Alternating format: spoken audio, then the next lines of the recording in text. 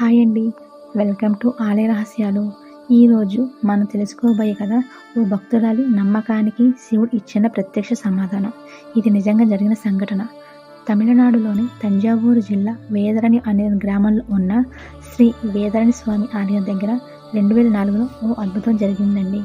Tsunami వల్ల సముద్రపు నీళ్లు గ్రామం అంతా ముంచేశాయి. కానీ ఆ ఆలయం వరకు ఏమాత్రం నీళ్లు చేరలేదు. ఆ సమయంలో గంగాభవాని అనే ఒక వృద్ధురాలు గుడిలోనే ఉండిపోయింది. ఆమె శివలింగం ముందు ఏడ్చింది, స్వామి, నేను నిన్ను తప్ప ఇంకెవరిని నమ్మలేదు, నన్ను కాపాడు స్వామి అని. ఆమె నమ్మకానికి శివుడు ప్రత్యక్షంగా స్పందించారు. ఆలయం చుట్టూ నీళ్లు చీలిపోయి ఆలయం తాకకుండా ఇంకోవైపుకు వెళ్ళిపోయాయి.